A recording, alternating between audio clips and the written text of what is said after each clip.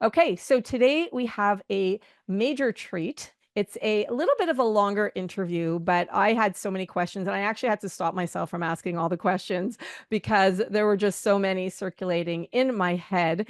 And it's a topic that is so important for us ladies as we go into perimenopause and menopause because we're more prone to certain things. We're more prone to heart disease, we're more prone to osteoporosis, and we're more prone to dementia.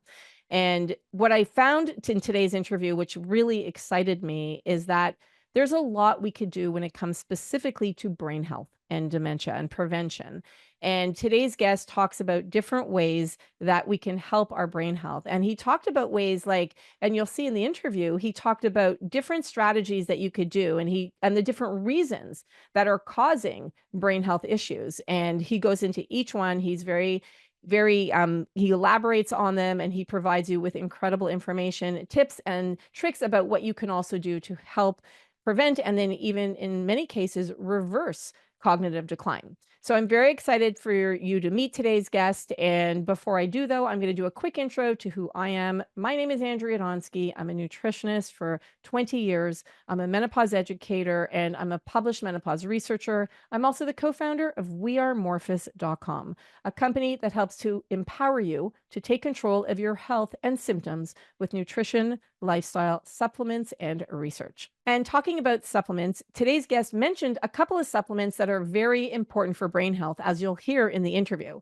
He talked about omega-3s, he talked about magnesium, he talked about fiber, our gut microbiome. And these are all supplements that we launched as part of our Morphus lineup with our magnesium, with our omega-3 tea, and our fiber S, because it is so crucial, ladies, that we have the right nutrients as we go into perimenopause and menopause.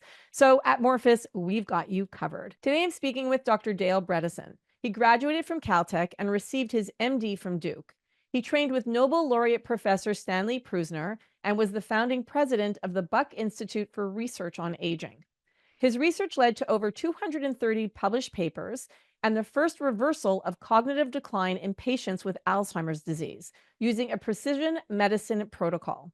He's the author of 2 New York Times bestsellers and is the senior director at the world's first precision medicine program for neurodegenerative diseases at the Pacific Neuroscience Institute. Now, here's Dr. Bredesen. Welcome to Menopause Reimagined, Dr. Bredesen.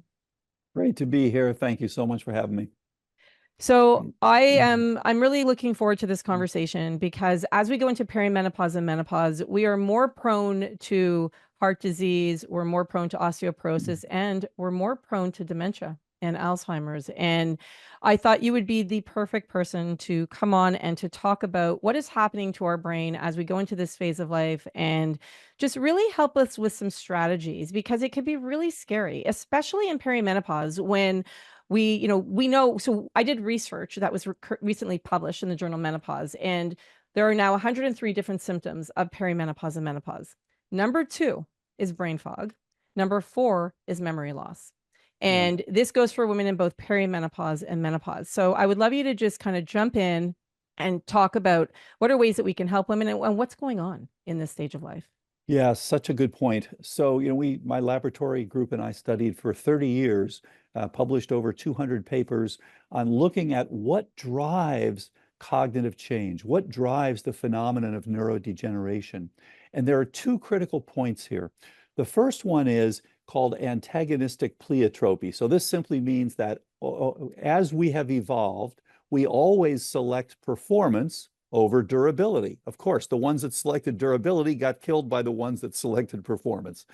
So performance, performance, performance. So you have an unbelievable brain. In your brain, you can store more than over 2,000 home computers.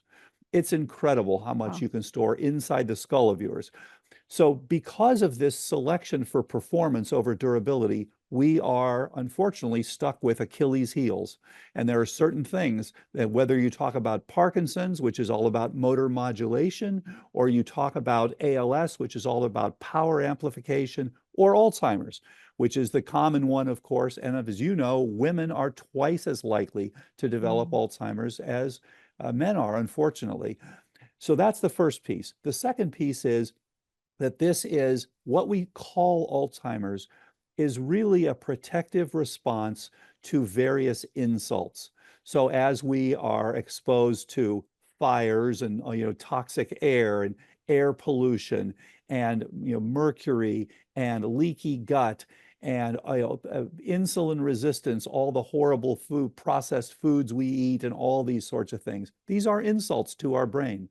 They are affecting our microbiome. And a big surprise has been that your brain does have a normal microbiome, just like your gut does.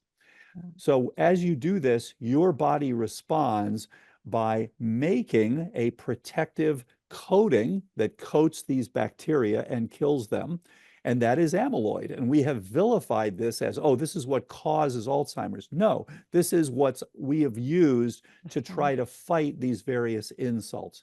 So the three big areas that are driving this decline that you're describing that occurs so commonly with perimenopause and menopause are, number one, reduction in energetics. So that's blood flow, oxygenation, people who have sleep apnea, mitochondrial function, anything that reduces the energy support for your brain increases your risk. Secondly, it is increase in inflammation. So any kind of infection, change in oral microbiome, leaky gut, tick-borne illness, fungi, molds, all these things, chronic inflammation. And then the third one is exposure to toxins. And it is, and so what unfortunately menopause unleashes all of these. As your progesterone goes down, you are not as good at detoxing. So unfortunately, you tend to accumulate these toxins more, and many of us don't even realize we're being exposed to them, unfortunately, until we develop Alzheimer's disease. As you drop your estradiol, you are now changing the support, the neurotrophic support, which is part of the energetic support for your brain. So unfortunately, and of course, you end up often with more inflammation as well. So multiple mechanisms are all contributing to what is often brain fog. And as you know, of course, many women will get over that brain fog, but unfortunately, some will go on to have Alzheimer's disease. The other thing that happens, of course, is you have the so-called osteoclastic burst. So you have about a 7-year period where you are now literally emptying out some of these toxins. When we are exposed to the toxins when we're young, we're detoxing them, but we're also sequestering them in various organs, including our bones. Now, as you hit the osteoclastic burst, you are now emptying these things back into the bloodstream. And unfortunately, one of the most common things we now hear is a woman right around perimenopause or menopause who's begun to have problems with cognition. And let me just tell you a story that happened this week. So here's a 48-year-old woman who starts to complain at the time of perimenopause, saying things aren't quite right. She gets depression, and depression is a common one. And I actually published a freely available online paper on this several years ago, talking about a new understanding of a new type of Alzheimer's, which is toxin-related Alzheimer's. And the most common thing is a woman in her late 40s, early 50s, around the time of menopause, now going through that osteoclastic burst, literally dumping the toxins back into the bloodstream, and now they're having trouble. They often have trouble with depression first. So they're often treated for depression, not realizing, no, they're entering Alzheimer's. And so this woman did have problems, and they often have non-amnestic problems. So before the memory loss, they often have problems with organizing and problems with recognizing faces. Sometimes they may get lost. They may have trouble finding words. All of those things, the so-called non-amnestic presentations, problems with calculations. One of them had trouble calculating a tip. Another one had trouble writing a grant.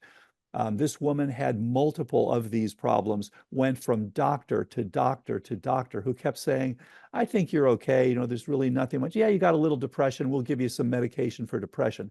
For 9 years, until she was 57 years old, nobody, and of course, she just went downhill, downhill, downhill. Finally, at 57, she went to a very famous clinic that said, oh, you have end-stage Alzheimer's, severe Oh my Alzheimer's God. disease. And all of the Oh my doctors gosh. that she saw over the years just did nothing. This is a published syndrome. We published a number of years ago. When you see that sort of pattern around the time of menopause, especially a non-amnestic, especially if there is some problem with depression. The other thing that happened, she was noting some problems with bleeding. She ended up with a hysterectomy and got much worse after that. But the doctor said, you know, your hormones aren't low enough to give you HRT. Oh my gosh, she was having cognitive complaints. So BHRT unquestionably helps as part of an overall protocol. And we, as you know, we developed a protocol now a decade ago. We've had over 1,000 people who've done very, very well. We've recently published sustained improvement for over a decade with people who went on this protocol, so-called RECODE protocol for reversal of cognitive decline. So the take-home message here is there's a lot that can be done. People tell you there's nothing you can do about cognitive decline. No, there's a tremendous amount you can do. And please get in early. If everybody would get in early, we could make dementia rare. Because before you get the dementia, which is the fourth and final phase, you have a period where you're asymptomatic. Then you have a period, and by the way, you can tell it then just by doing a simple blood test. The Which is? most sensitive one we have, which is it's called brain scan. You can literally go and get it with even without your doctor direct to you. Get a brainscan.com. I had it done for myself at my home. Drew the blood because everybody should know their status. This tells you your p-tau 217, i.e., are you headed for Alzheimer's? It's like Mm. finding out you have pre-diabetes. Before you ever have a major problem, you can get it. So the bottom line is you go through a phase that's asymptomatic, then SCI, subjective cognitive impairment, where you know something's not quite right, but you're still able to score normally on cognitive tests. The third phase is called mild cognitive impairment. It's too bad that they named it mild because as one patient said, there's nothing mild about it. And then the fourth and final phase is dementia. By definition, there you're having trouble with your activities of daily living and things like that. So the good news is you can see it coming for a long time. The SCI phase lasts on average 10 years. So here's Wow. this poor woman who went, 9 years going from SCI to MCI, and then finally being told, oh, fine, we can tell you what you have now. It's end stage Alzheimer's, and there's nothing you can do. I mean, that just makes me so sad. That should not happen to anybody. And we've been arguing that now for the first time, because of the biomarkers and the protocol, very, very few people should ever get dementia. Everybody can see it coming. Everybody can do something about it. Okay, so first of all, it's hopeful, and I like hearing that. So let's go Yeah, back again, just so we can break it down for our listeners. So because that's a lot of information, which I think is yeah, amazing. But let's start from step one. So what you're saying is that it is preventable, it is reversible if you catch it early enough. I'm yeah. guessing. At what stage And is that? Because you mentioned there's the different stages. At yep, what stage can you be like, I know you gave the acronyms, but at what stage could it be right. like, yeah, we could still reverse it up to this stage? So it's not that you can't reverse things. So we have people with MoCA scores of 0. That's Montreal Cognitive Assessment scores of 0. So end stage, where we will get a little bump and we can improve it and Okay. sustain that. But it gets easier and easier. So here's the trick. If you start for prevention when you're asymptomatic, Yep. 100% of that, we've never seen a person who did that get Alzheimer's, get Okay. dementia. Okay. The second phase, SCI, we get virtually 100% of those people better. So if you Amazing. start early, you're in great shape and do the right things, of course. And we Okay. can talk about what that is, what those Yep. are. The Yep. third phase of MCI, we published 84% of those people we can turn around, but not 100%, but a lot. And it Still a depends. lot. Yeah. Still a lot, but what we see there is it depends on whether you're working with a good practitioner, whether you're compliant, whether your spouse is supportive or not. I mean, all the things you could Yeah. imagine, the Of course. things that really that help. If you're working with a good health coach, that helps to get you to kind of do the right things. And then the final, it's less than 50%. So when you're in that dementia phase, it's Mm. around 40%. But the problem is when we reverse it, then it typically doesn't come all the way back to perfect. In the earlier stages, like an SCI, we can typically bring people back to perfect, Wow, back to where they incredible. were, and even often better than they were. Whereas in the dementia phase, we have people, for example, that would go from a 0. The perfect score is a 30. So we have people going from 18 to 30. That's very significant MCI. And Yeah. even into early dementia, go to a perfect 30. But once you get down to 0, we've seen people go from 0 to 9. Now that makes Mm. a big difference. They can dress themselves again. They can Right. talk again. They can interact with their families again. But it's not back to, I'm going back to work and I feel great. Whereas in the earlier stages, we get people who are, okay, I'm ready to go back to work. I'm fine. Or I'm ready to, I'm ready to start taking new courses and things like that. So this is why I urge everybody, please do not wait. So truthfully, everyone who's in perimenopause and menopause, really, we should all be at that point where even if you're asymptomatic and you don't even think that, we should all be doing these strategies, which I want you to go Yes, into and I want to talk. Okay. So the first one you said was the brainscan.com. So right. that's It's just a something, blood test. just a It's a blood test. simple So that's blood a test, even though good it's place to called start. brain scan. It's a simple blood test. It's something we can all do. And here's what it does. It gives you Okay. 3 different numbers in your blood. So incredibly helpful, which is, again, this is like taking your blood pressure or like knowing your cholesterol Right. or a lipid panel.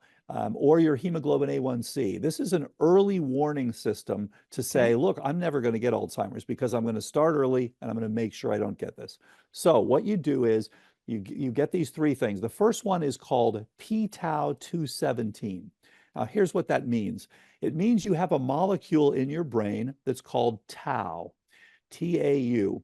And Yep. what this does is a fascinating molecule. When you're making these new connections all the time and you're making synapses and you're learning new things, the tau is the bolt that bolts down the structure. So now you shoot out a little piece of neurite from your brain cell, and you just like building something on your house, you want those rafters to be bolted down. So you use tau to bolt this down. Now, Okay. what happens is when things are good and you're making memories, the tau holds these things together and gives you this nice structure. When your body recognizes, oh my gosh, I'm under attack, I've got a new infection, or I've got a sudden drop in hormones. This is what, unfortunately, menopause is all about, a sudden drop in support. Now it says, I've got to pull back. I've got to put my resources into protection instead of connection. So what we discovered, which is so fascinating to me, is that literally you have these 2 modes, just like sleep and wakefulness, completely different states metabolically, synaptically, hormonally, wakefully, everything. The same thing happens. You have a connection mode and a protection mode. In connection mode, when things are good, your hormones are there, your nutrients are there, not too much infection, not too much inflammation, good blood flow, mitochondrial function, you use the tau as a bolt. As soon Mhm. as your body recognizes, I've got to switch over to protection mode, it literally multi-purposes your tau. So it phosphorylates it, it puts a phosphorus and oxygen on there, which changes the charge on the tau, and it changes the shape on the tau, and it pops off the microtubules. The microtubules now collapse. Your Okay. tau turns into phosphotau. And this is actually an antimicrobial protein. It literally seeks out bacteria and kills them. So you've changed your resources from, I'm going to make memories, I'm going to learn new stuff, to, I can't do that right now. I've got to focus on Fight killing or flight, it sounds bacteria. like. Yeah, it's like going into fight mode. Exactly. You are literally going into fight mode. So you're doing it. That's also when you're making the amyloid. So you're protecting your brain, but at the expense of optimal brain function. Okay. So you're now changing that. And so now what we're measuring in the blood is that phospho-tau. We'd like to see that there's not much phospho-tau. There's a lot of regular tau. But unfortunately, as we get exposed to these things, the phospho-tau levels start to go up. So you want to be below 0.34. We actually have a whole report on this, Okay, so good. you can actually see where you stand, and it will explain all this to you. Good. So I checked mine. Thankfully, I'm below 0.34. I'm good. My brain's healthy, doing well. So happy to hear that. Now you get a separate and complementary piece of information from another thing in your blood called GFAP. That's glial fibrillary acidic protein. Okay. That is inside the astrocytes, the cells that support your neurons. So now we just looked at your neurons' growth. Now we're looking at your astrocytes. When they are pressed into service, uh-oh, we got stuff to fight. The astrocytes bloom, they blossom, they literally grow. And when they grow, they make more of this GFAP. So you're Okay. really looking at, is my brain inflamed from anything? Do I have problems going on in my brain? And is my brain trying to repair itself? When that happens, your GFAP goes up. So again, very happy to see my GFAP was normal, good. You want to know that because if your brain is on fire, you're going to be headed for these things. And that this does often jump up at the time of menopause. So Okay. you want to know that GFAP. Then the third one is called NFL, neurofilament light. This is now back to the neurons, but instead of just specific for Alzheimer's, it's for anything. Have you had a car wreck? Did you get hit in the head? Do you have Gotcha. frontotemporal dementia? Do you have vascular disease? Any of these things, your NFL. Now we're starting to come. So you take these three together, you get a beautiful landscape, very much like taking your LDL and your HDL and all these sorts of things. You get a beautiful landscape of what's going on in your brain, which hasn't been available before. In the past, of course, you got to go and get a PET scan and pay thousands and thousands of Right. dollars. It's crazy. So now you can do a simple blood test and you can actually look at these three things. These have just come out within the last year. So it's a really nice thing to have. And Amazing. as I mentioned, the one I mentioned is the most sensitive one available. So great stuff for all of us to know. So is that the type of test that you would get like before you're even going like in your 20s and your 30s? Is it a test that you'd be like, okay, I have a baseline, and then when you go in, like for many of us who are listening, we're already in perimenopause and menopause, Yeah, but is this the type of thing we'd want our younger audience, or I don't know if we have it, the younger kids or grandkids or daughters to go and get? such a good point. We recommend that people start at 35 and just do it once every 5 years. Okay, You know, that you was my don't need to next do it question is more. how often? Okay. Yeah, do it at 35, 40, 45. Look, and if you're already in premenopause, no worries. Just get your base. I mean, obviously, I'm 72 now, so I just got my baseline because it wasn't available before. And now I'm happy to hear my baseline's good. Now I'm going to check once you get over 60, you want to check it every 2 years. Okay. But for you youngsters, every 5 years is fine. Okay, good. So that's good to know. Okay, so we start with the brain scan. Where do we go next? Okay, then the next thing is first, so you're going to know now what's my status.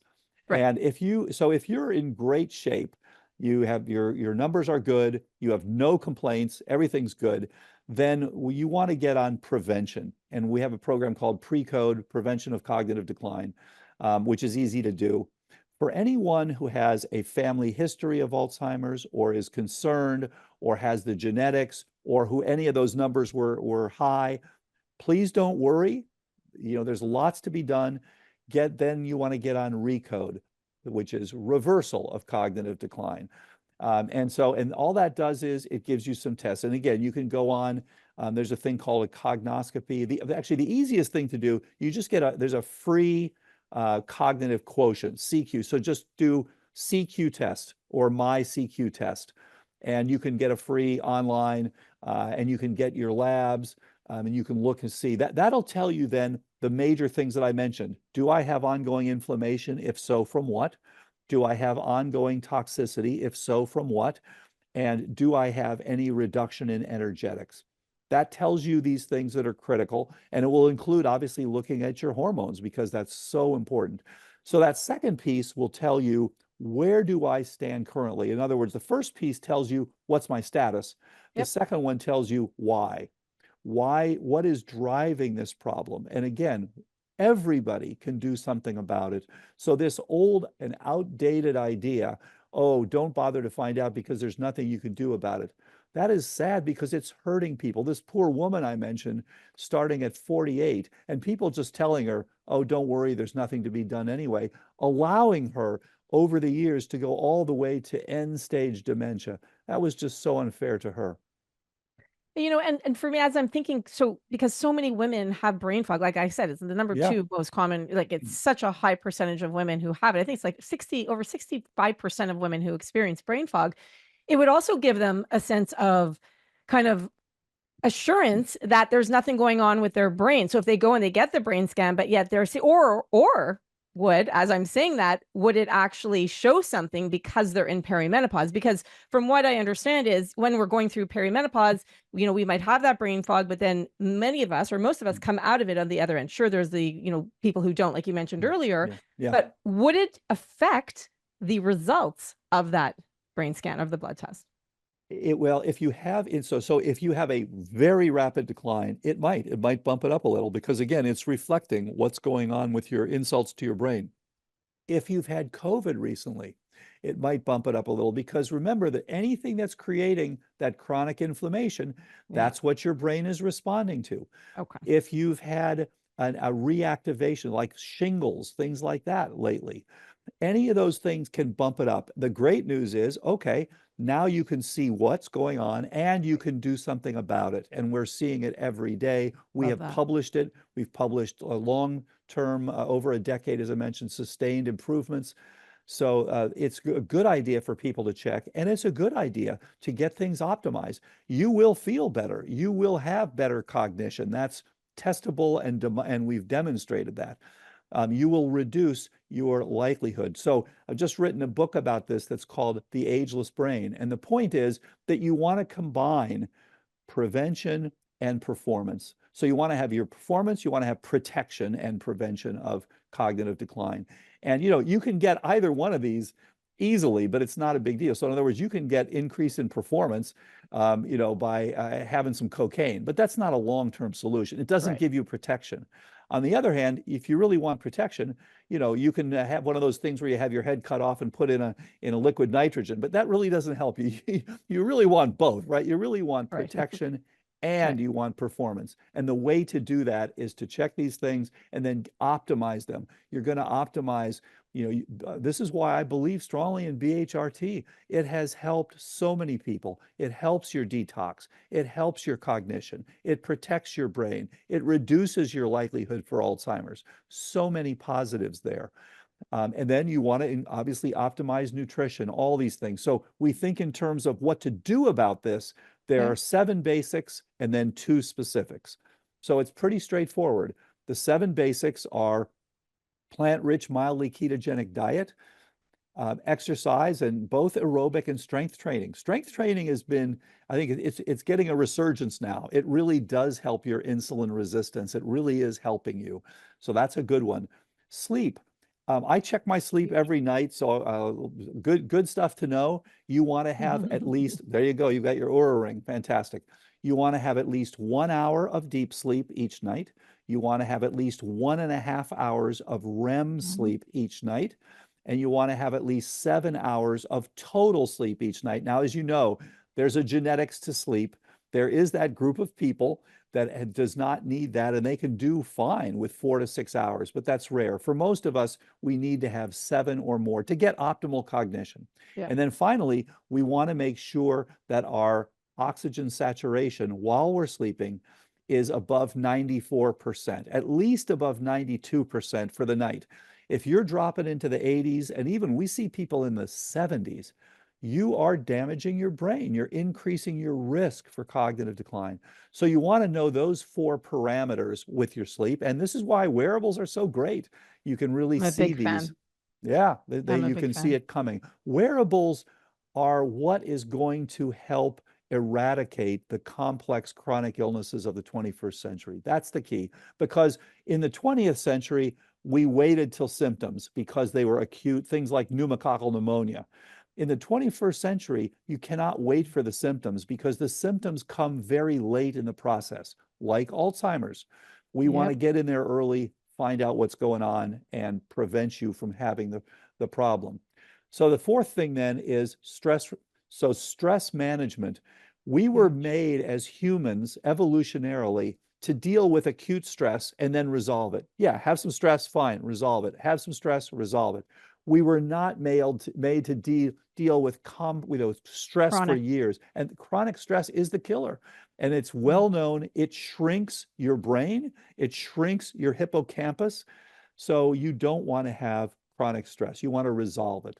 The fifth thing is brain training and that brain stimulation. And that includes things like Brain HQ, started by my friend and colleague, Professor Mike Mersnick, brilliant guy. He is the godfather of brain training and has shown over the years how well this works and how much this is helpful.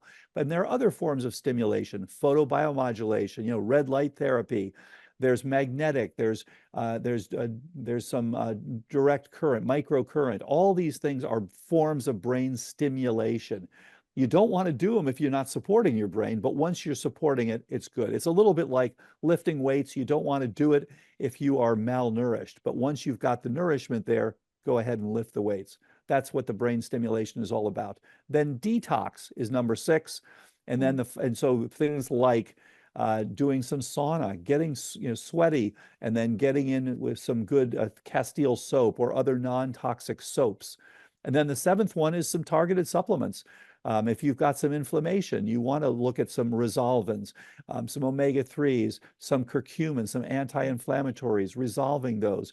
Urolithin A has come as a very popular one because it causes turnover of mitochondria. A new one, epicatechin, quite good for mitochondrial support. So again, there's a huge armamentarium here. You go through all of this, and I do in the various books I've written. So there's lots you can do there, but you want to be personalizing it to you. Then the 2 that are the specifics are pathogens. So many of us have unknown pathogens or undocumented. People are always surprised, like, wait a minute, I had chronic Lyme, I didn't know about it, or I had chronic. One of the common things when you look into the brain microbiome, it largely reflects the oral microbiome. So one of the most common causes of cognitive decline is a change in the oral microbiome, which impacts your brain's microbiome. And so now you can look at that easily with something called oral DNA. You can look to see whether you have pathogens like P. gingivalis, T. denticola, F. nucleatum. These are bacteria that are associated both with changes in your oral microbiome, with poor dentition, periodontitis, gingivitis, things like that, and with cognitive decline. So again, being able to optimize these things, really important. And then the final of the 7 is looking at the various toxins. And when you look at these toxins that so many of us are exposed to, they fall into 3 groups. The first one is the inorganics, things like air pollution and mercury and things like that.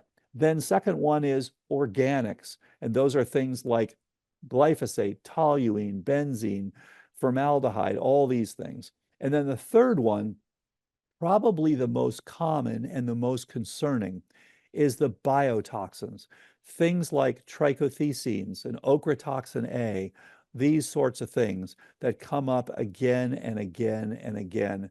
And these things are driving cognitive decline. And until you check for them, you don't know that they're there.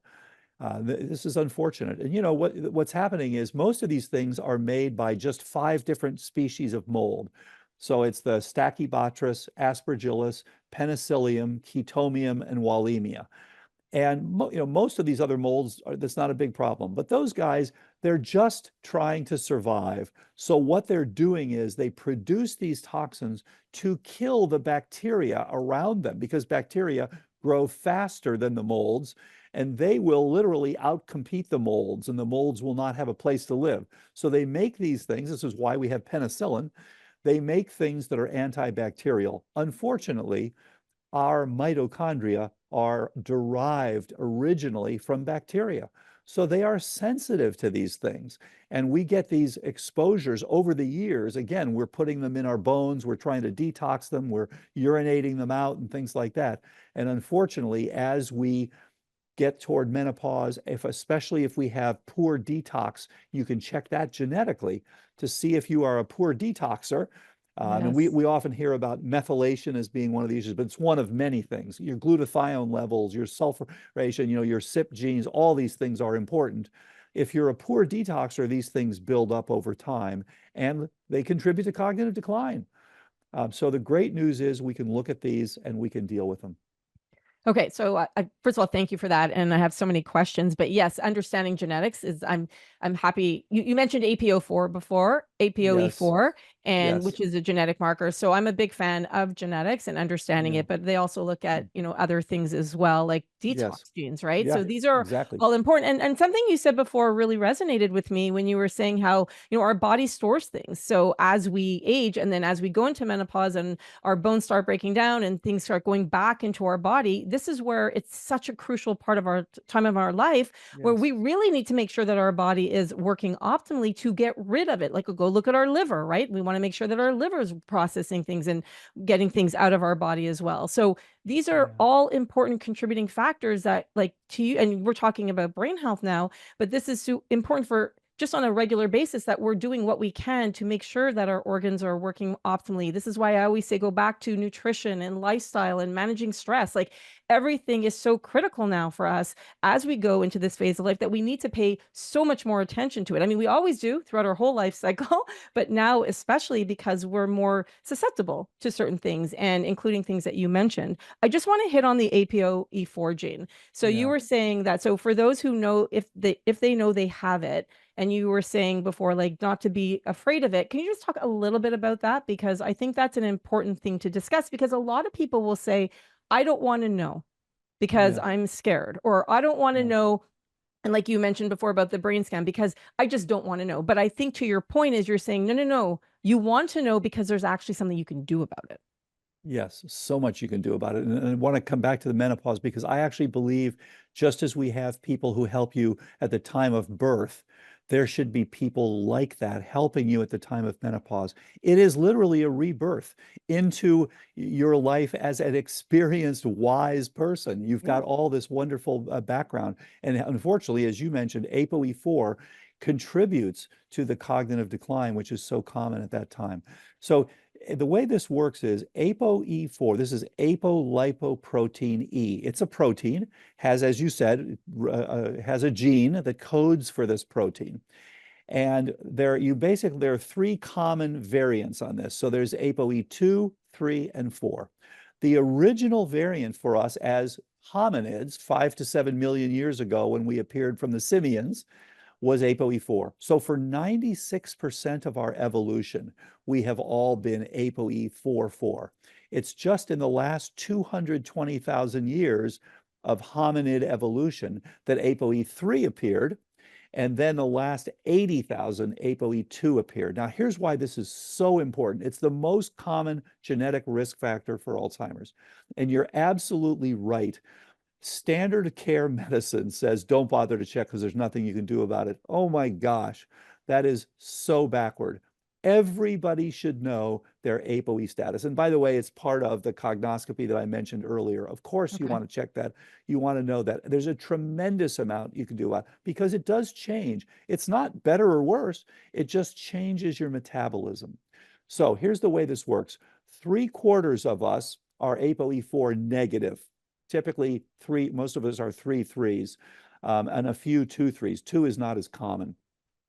If you are ApoE4 negative, your chance for developing Alzheimer's during your entire lifetime is about 9%. It's not zero, but it's not super high. If you have a single copy, and that's 75 million Americans, most of whom don't know it, everybody should know it because there's so much you can do about it. Your risk during your lifetime goes up to 30%. Excuse me. And if you have two copies, and that's 7 million Americans, your risk is 90%. Most likely you will develop Alzheimer's during your lifetime, but you don't have to worry about it. You can prevent it very effectively, and you can treat it especially early on. This is why we should all know. And by the way, there's a remarkable woman, Julie G., who she's an ApoE4 for herself. She developed symptoms, fairly significant symptoms, in her late 40s. She's now been on our protocol for over 12 years. She initially actually was treating herself, did a remarkable job. And she had all these same factors we just talked about. She's addressed those. She's doing great. She's in her 60s now. She's doing absolutely great. She actually wrote part of the second book with me. Right. And she founded a website called apoe4.info. There are over 8,000 people on that site, ApoE4 Amazing. positive, and sharing. Most of them are on some version or variation of the protocol we developed and doing very, very well. So again, don't wait for it. Just go ahead and get on prevention, or if you have initial symptoms, please get started. So if you have these, what happens is that we actually studied this in the laboratory and published papers to show ApoE4 binds to receptors on your cell. It enters the cell, and the big surprise was it actually enters the nucleus of your cell. It binds to DNA with other proteins, and it inhibits specific proteins. So what it does is it turns down the things that normally turn down your inflammatory genes. So it gives you a pro-inflammatory state. Well, that's great for 5 million years ago when we were walking along the savannah and puncturing our feet and eating uncooked meat and had full of microbes. That was great. The problem is now it is giving you this pro-inflammatory state. So it increases your risk for Alzheimer's, increases your risk for cardiovascular disease, and increases your risk for early demise, unfortunately. The great news is you don't have to get that. Just evaluate, get on the appropriate thing, get on the anti-inflammatories. You don't want to have a leaky gut. You want to be on BHRT, all these sorts of things that can counteract that risk of ApoE4. So my hat's off to Julie G and the entire group at apoe4.info that have really taken the bull by the horns. She was told originally, there's nothing you can do. And she's really proven that that is not the case. No, I love hearing that. The other thing you mentioned before, you talked about BHRT, so going on hormones. So Yeah. I always say hormones are out of my lane. I talk about nutrition, lifestyle supplements, and Yeah. research. But Where to start? I'd like you to talk a little bit about hormones. So not everybody in our audience can take hormones. Yeah. And so what if women can? So I know that you were saying there's a lot of great research to help with if you're on hormones, but what if you can't take hormones? Yeah, as you say, so there's a tremendous amount, and many people will say, well, I have some risk. For example, I've had breast cancer operated in the past. Okay, do the other things. Don't do the hormones. Let's see. Maybe you won't even need them. Maybe you will be able to make, or maybe, at some point, obviously, you're not going to be making hormones. So, but you're going to still be able to make some through your adrenals, for example. Right. A lot of people will supplement with a little pregnenolone. So, as an example, as a male, I was very low in pregnenolone. I was, when I was an intern and resident, staying up all night, multiple days in a row, damaged my adrenals. So no big surprise. When later in life, I checked my adrenal function, my pregnenolone was zero, essentially. Okay, so I started taking some pregnenolone and can, increase my own pregnenolone, which is great. So there's a lot you can do with this. And as you said, nutrition is huge.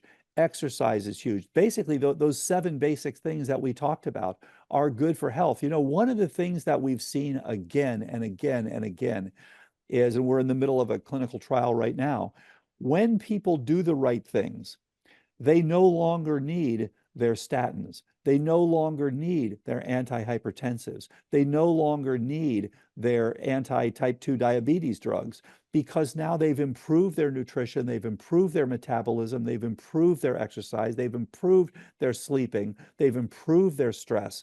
And it turns out that the reason that so many of us need these things like statins is because we are doing the wrong things. So you can optimize those. Another thing we see all the time is that people will not be able to make much insulin. They'll be starting to get diabetes. And now you do the right things. Now they're able to make insulin again. So they do better. Now their blood sugars come down and they do very, very well.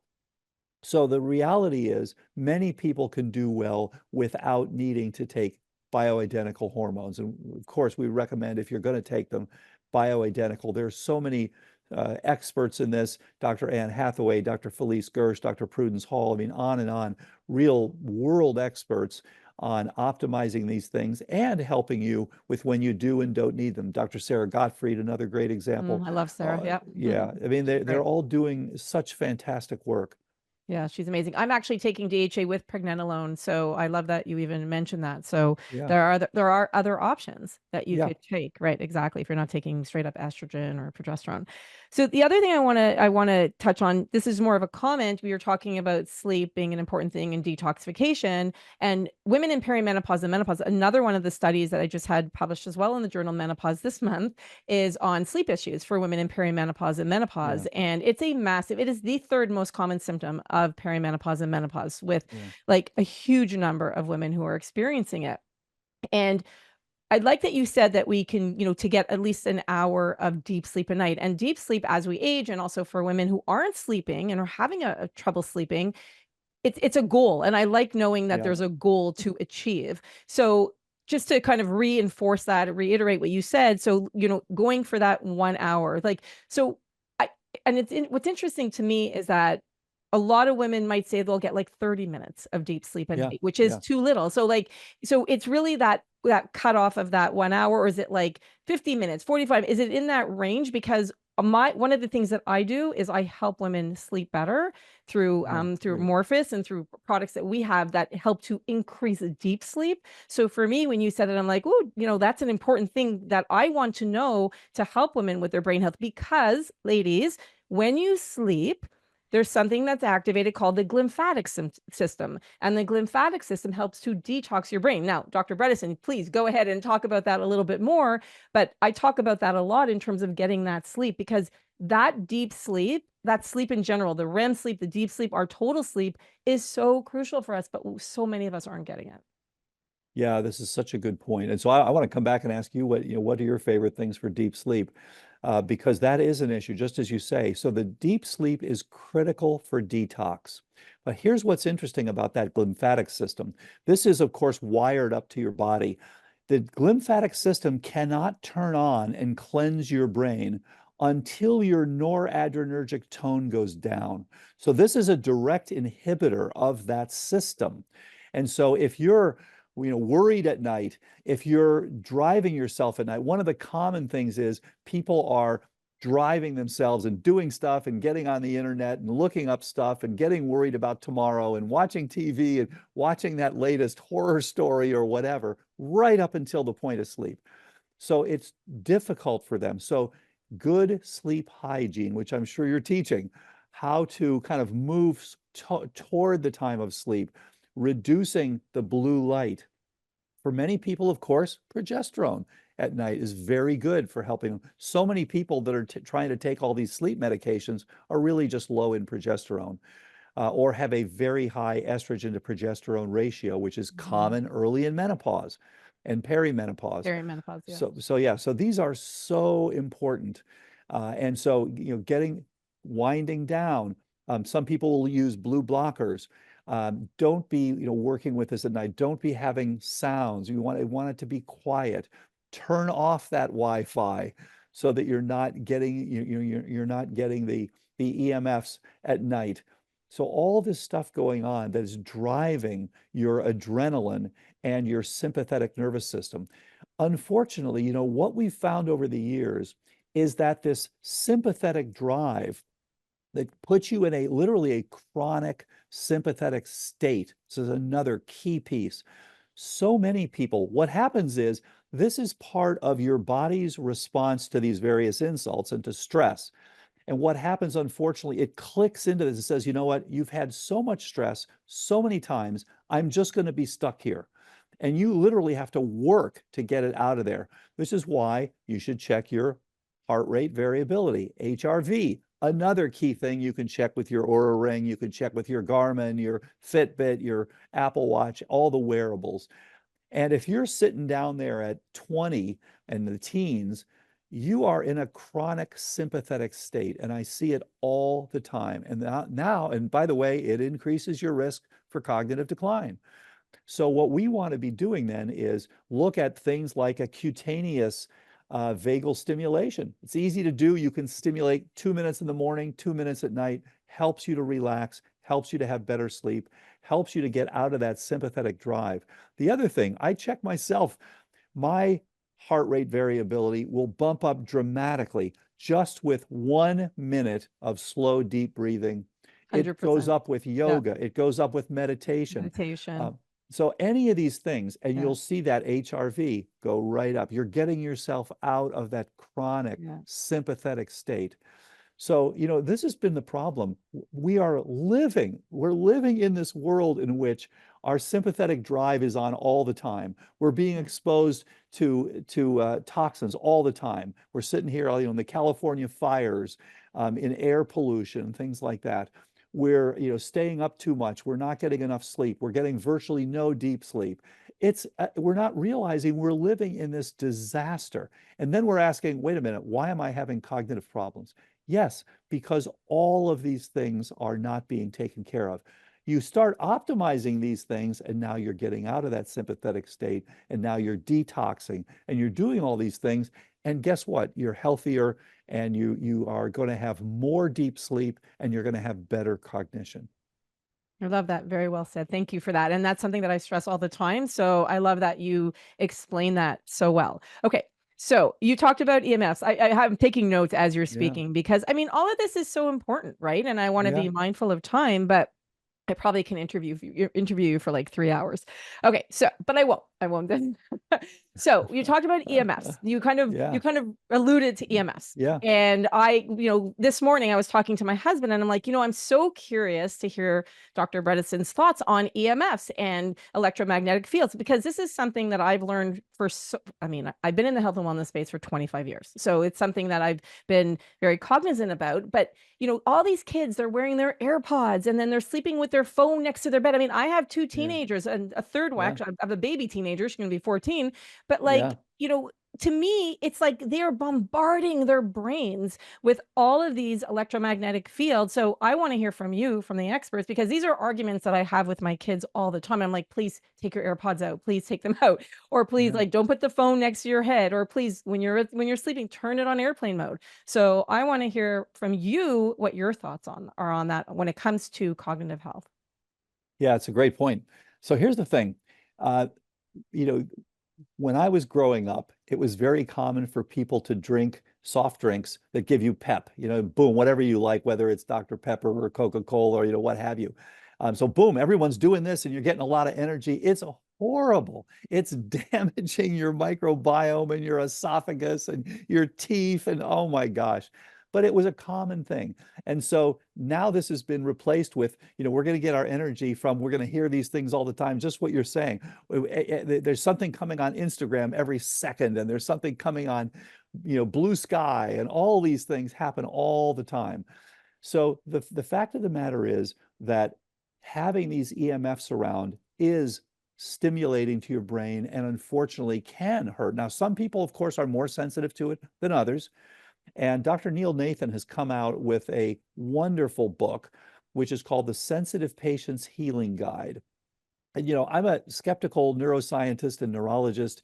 I always think, well, is this, is there really data for this? Come on. So more and more it's being documented, and it's pretty clear that some people in particular are quite sensitive to these fields, and they literally can sense them. They're like, oh my gosh, I got to get out of this place.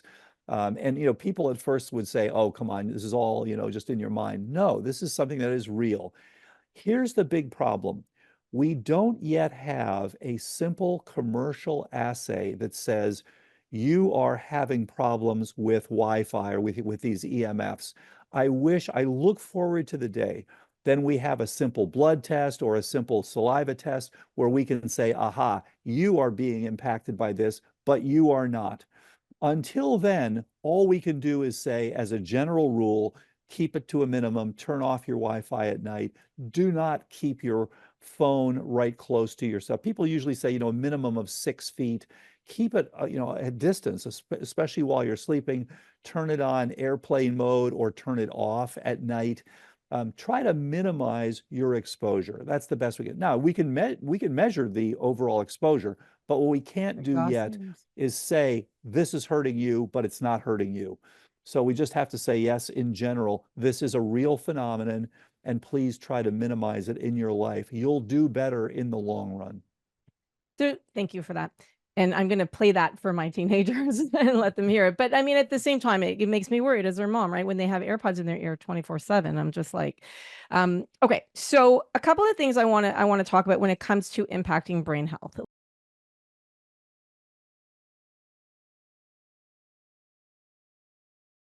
Anti-chlorogenic drugs, medications. Is that the pronunciation of it? Like there are certain Oh, medications. no, anticholinergic. Oh, thank you. Okay. Cholinergic, yeah. So medications like that, UTIs that have an effect on our brain Yeah. health, and Yes. especially seniors who are, who present with memory problems, but it can be a UTI that's Yeah. causing that, or hearing loss. That's another thing that I've been super on top of recently because I've read the research about hearing loss and Yeah. dementia. So I had hearing loss in my left ear. I recently got hearing aids, and I'm so excited about it because I'm like, Yeah. okay, checking off my list of things of how do we Yeah. help our brain, right? And I'm in Yeah. I'm 54, and when I tell people I got a hearing aid, they're like, "You got a hearing aid? Like, what do you mean?" Like, Yeah. there's a little Yeah. bit of that Smart. stigma Yeah. attached to it. And I'm here to say, please, no stigma. Please, Yeah. like, get Yeah. hearing aids. If you do not hear well, go get hearing aids. Like, there's things Yeah. that we know, lower cholesterol in the brain. Like, these are all things that we've now seen that there's ties to memory loss. So I'd love you to talk a little bit about those things because they all play a role. Absolutely. So let's talk about the risk factors, and there are a whole bunch of them.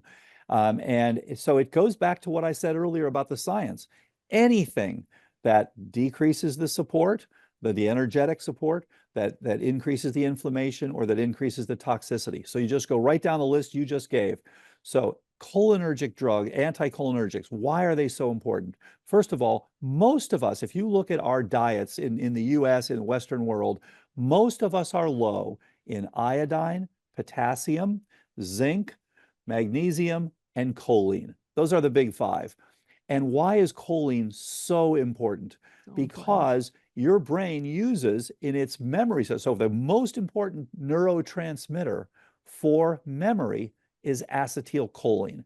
You need the choline. And so we should get about 550 milligrams, a little more if you're a man, a little less if you're a woman, and not a big, just basically on your size, whatever your size is. You should get around 550 milligrams, 450 to 550 milligrams. Most of us in the US are getting about 300 to 350 milligrams.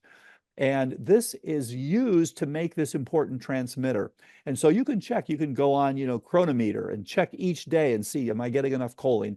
You get it from eggs, you get it from liver, things like that, that can increase your choline. And of course, you can get it from supplements, things like citicoline or alpha GCP, that sort of thing, or alpha GPC, sorry. This is glycerophosphocholone. So all these are great, and you want to get the right amount of this so that it helps your memory. And so, yes, Val, you can imagine what happens now when you throw in an anticholinergic drug. And these can be things that are used for the bladder, things that are used for the bowel. These can be things that are antihistamines. They all have an anticholinergic effect, and they are unquestionably epidemiologically associated with increased risk for cognitive decline. So yes, one of the first things you want to do is see if you're on medications that are compromising your cognition. Other ones are things like benzodiazepines. These, Valium and Librium and the various Xanax, all these things are bad news in the long run for cognition. So you want to kind of minimize those and don't cold turkey them, come off them slowly. If you cold turkey them and you've been on them for years, you can have a seizure. So go off them slowly. Take it slow. And then you mentioned hearing loss. So anything that reduces that stimulation, hearing loss, vision loss, any of Mm. these things, loss of sense of smell, these are all associated with cognitive decline. Of course, the big one now is COVID. Post-COVID and long COVID, these are associated with cognitive decline. So huge issues. And then any things that are causing chronic inflammation. So poor dentition, sleep apnea, one of the most common. Do you know that sleep apnea in America is only diagnosed 20% of the time that it's there? Oh, I believe So it. And then add women in menopause, even like I'm sure it's like even less, way less than that, because yes, doctors don't think about women and sleep apnea. So right. please talk about it. I am so passionate about sleep apnea Yes. because It, it's so important. So sorry, go ahead. yeah. So when you go to sleep at night, if you are having trouble pulling in the air, number one, you're increasing your adrenaline. Well, there goes your lymphatics. They can't turn on anymore. And first, and also there goes your heart rate going up. So you've got all sorts of damage from that. Your blood pressure's going up, et cetera. Secondly, your oxygen's going down. So you don't have, again, the support to support your mitochondrial function in your brain. And it used to be said that it was always short, overweight men with short necks. They were the ones that had sleep apnea. No, it's turned out that anybody can have sleep apnea. Women who are tall and have long necks can absolutely have sleep apnea. So it's a great thing to check for. And there's a lot you can do about it. Even before CPAP, there are ways to open up the airway that you don't need CPAP. There are dental devices that can be helpful. So very helpful. And just as one quick story, we had a woman recently. She did well for 6 years. She had well-documented Alzheimer's with ApoE4 positive, PET scan positive, had failed a drug trial. She went from a MoCA score of 24 to a perfect 30 on our protocol, did great for 6 years. Then she started having problems again. She was reevaluated, and it turned out she had severe sleep Sleep apnea apnea. Yeah. that had gotten worse. She had new mycotoxin exposure, and she had a mold infection in her sinuses. Those three things were treated. Not only did she go back to doing great, she actually went back to doing better than she had before the problem started. So these things happen. They contribute to the cognitive changes. And you're absolutely right. Sleep apnea is a common one. And there's also something called upper airway resistance syndrome. It's basically saying your upper airway is too small and it is not allowing you. You're basically having to pull extra hard, and you can correct that as well. So again, there's so much you can do to reduce your risk and to optimize your performance. How do you test for, and you mentioned it a few times, the biotoxins, the mycotoxins, the mold, like how would Yes. somebody go about testing for that? Yeah, such a good point. So that you can test for these easily, and there's a couple different ways that you want to look at. So the first thing is there's urinary mycotoxins. So you can look in the urine.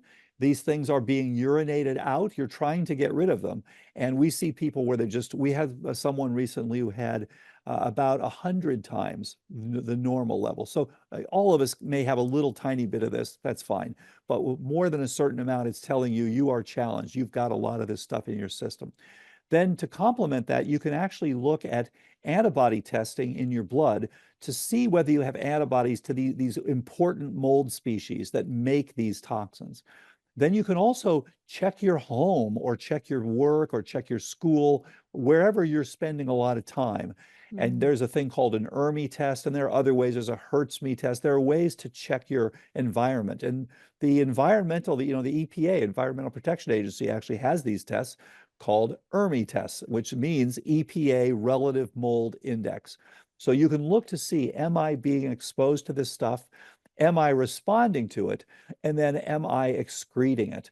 And then you can also look at whether your systems are activated in your body. Do you have inflammation related to these? And this is the elegant work of Dr. Richie Shoemaker, who's really pioneered this field and did such a great job with developing and looking at and interpreting tests such as C4A, TGF beta 1. These are all things that tell you whether you've got ongoing inflammation from these biotoxins. Okay, thank you. Let's talk about type 3 diabetes and Yeah, insulin resistance and yeah. the fact that we're more prone to insulin resistance as we go into perimenopause and menopause, and how it affects our brain. Yeah. So if you wanted to design something to give yourself, and in the first book I wrote called The End of Alzheimer's, I wrote a book, I wrote a chapter on how to give Great yourself idea. Alzheimer's. Look, you want to give, thank you. If you want to give yourself Alzheimer's, we can help you do that. Now, of course, you don't want to do that, but I wrote that so that we could all see how many of these things we're all doing. And if you wanted to give yourself Alzheimer's and you wanted to affect all those three things, the toxins, the inflammation, the energetics. The number one thing you would do is eat a high simple carb diet and give yourself insulin resistance and glycotoxicity. In other words, eat the standard American diet.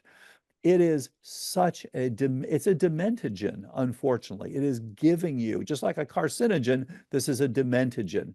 So when we eat these things, unfortunately, what happens is we've got to make a lot of extra insulin, right?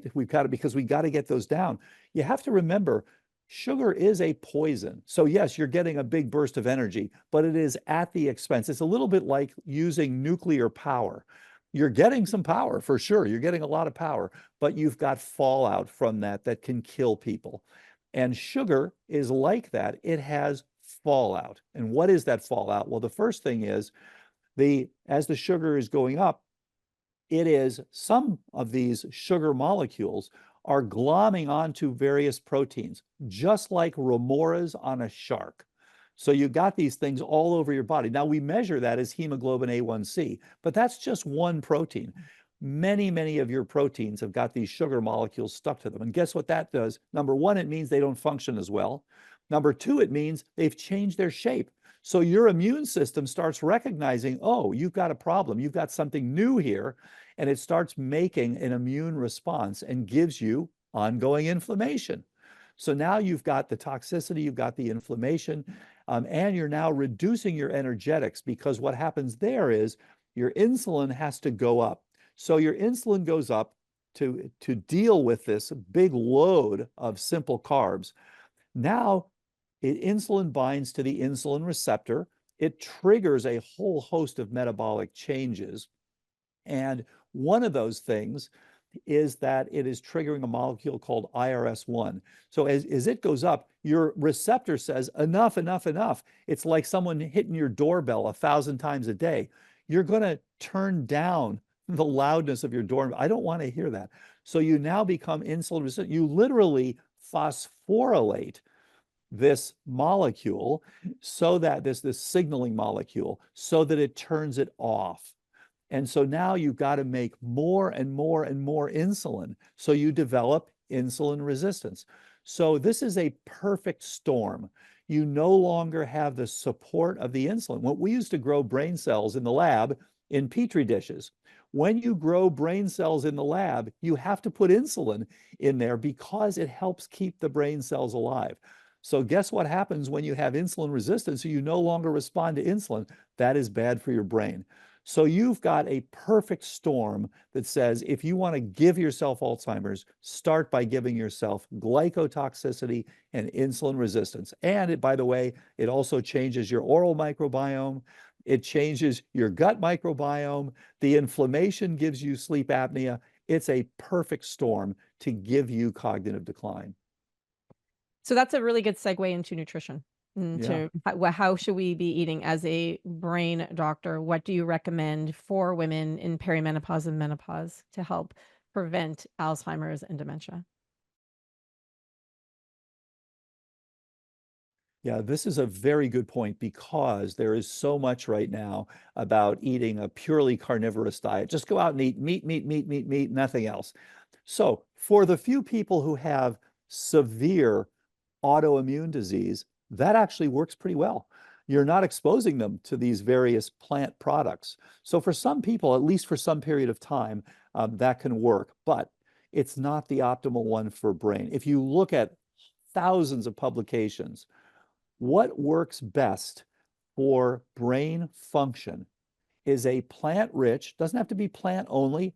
Eat some wild-caught fish, not high mercury fish, the smash guys, the little guys, not the tuna, not the shark, not the swordfish, but eat some, eat some of the pastured chicken, pastured eggs, some wild-caught fish, as I mentioned, but also the pasture raised beef. Get them out there. The grass-fed beef. All these are fine. But you want to have it plant-rich, plant-dominant, because those polyphenols are so helpful. The phytonutrients, the thousands of different phytonutrients coming from these plants, very, very helpful. It's been helpful for Alzheimer's. It's been helpful for MS. It's been helpful for diabetes, all sorts of other things. So that's the first thing. You want to have a plant-rich, mildly ketogenic diet. So you want to have high fiber, this is which the plants give you. They really help you with the detox. They help your lipid profile. They help your glucose profile. They help your microbiome. My gosh, there are all these wonderful things that this plant-rich diet does for you. So that's the diet that has worked best. And I say mildly ketogenic, we want to get you to be insulin sensitive. So my wife is a wonderful integrative physician. And as she taught me years ago, said, look, it really is about metabolic flexibility. You want to be able to drive when your brain only functions on two different substrates. You either need glucose or you need or you need ketones. And so the ability to go back and forth, you lose both of those abilities. So you're hitting along when you're in your 20s.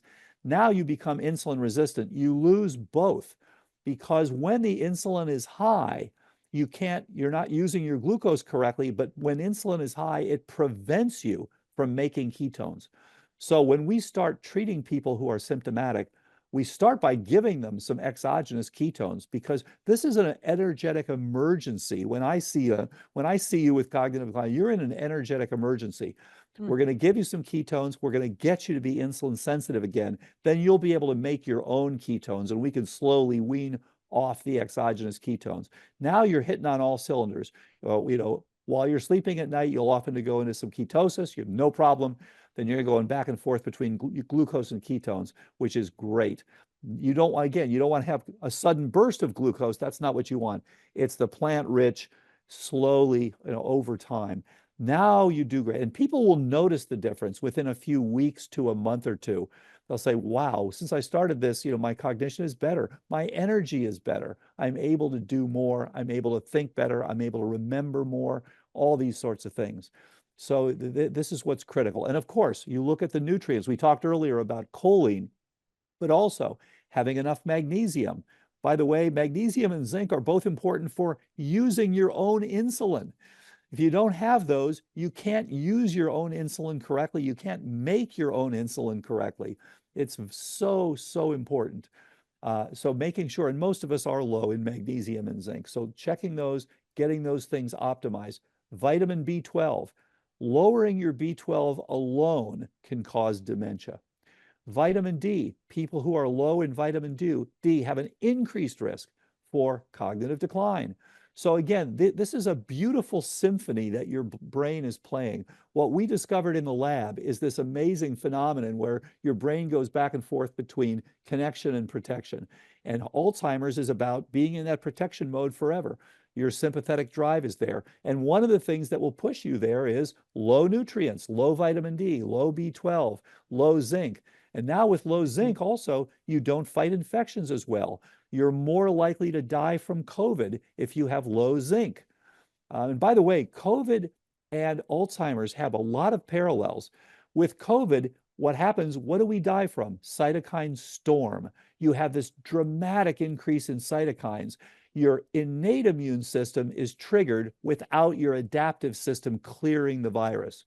So you're triggering this inflammation and you can die from it.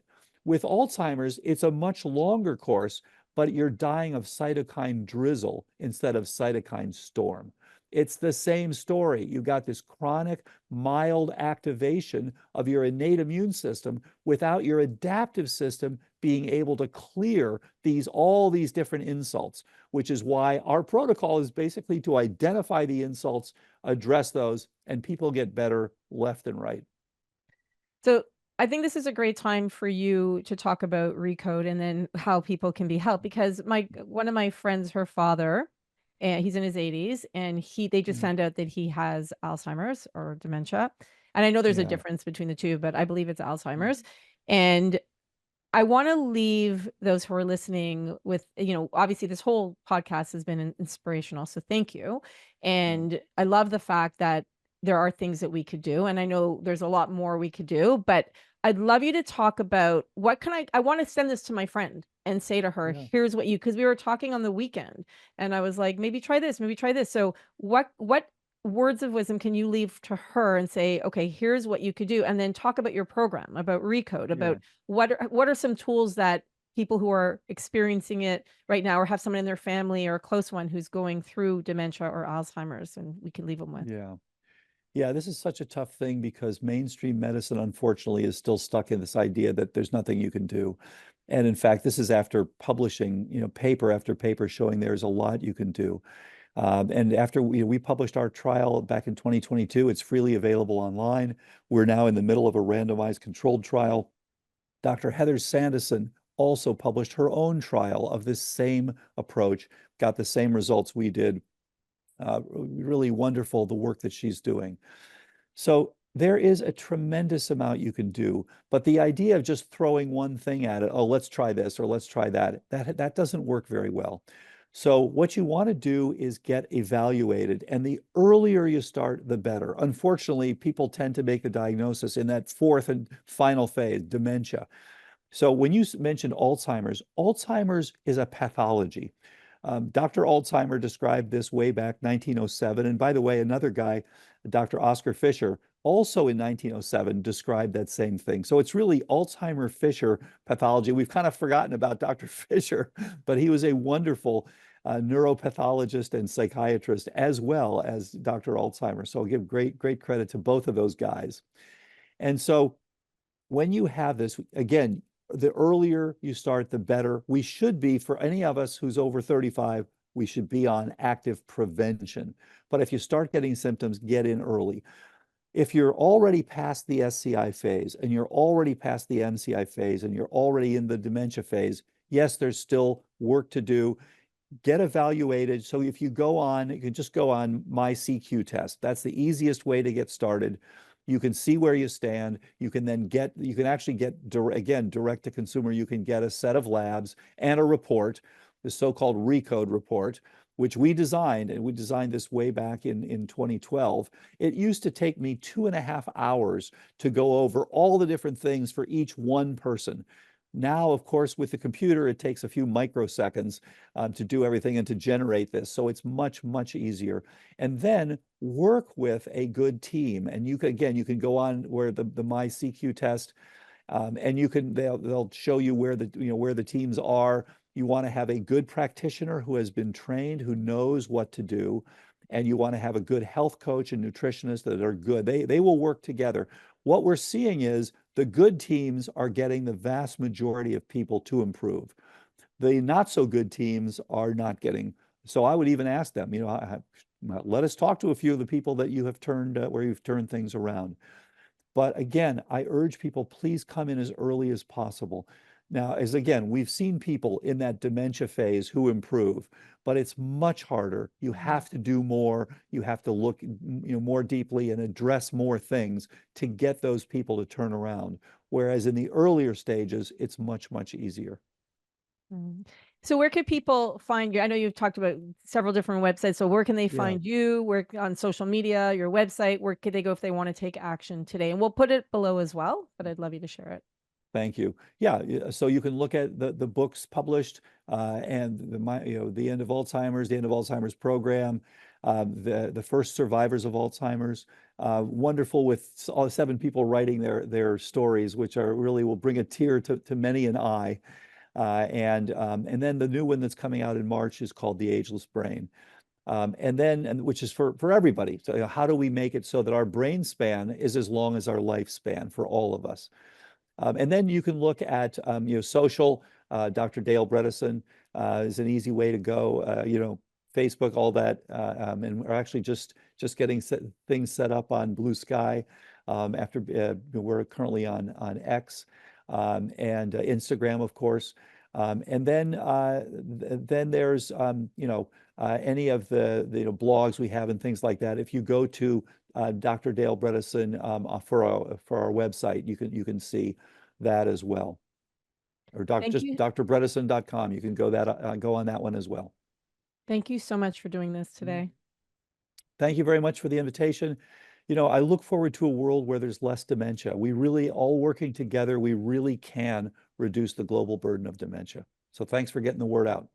Oh, my pleasure. And I second that. I really hope so. I hope you enjoyed my interview with Dr. Dale Bredesen. And I know you could probably tell from my enthusiasm and passion that this is a topic that is so important for us ladies in perimenopause and menopause. And what I loved about the interview and the message that he had was that there is so much that we could do to help our brains. And Dr. Bredesen said he will come back when his new book is released in March or April, which is really exciting, so that we can talk about brain health even more. If you enjoyed today's interview, please share it, because the more you share shows you care. And please make sure that you're subscribed to my podcast, Menopause Reimagined. And if you are enjoying the information, please rate and review it, because that allows more people to get the incredible information and access to our guests so that they can help themselves as they enter into perimenopause and then go into menopause. Thank you for spending the last little bit with me. I know there's a lot you can be doing, but instead you chose to spend your time with me. And for that, I am grateful. I'll see you at the next interview.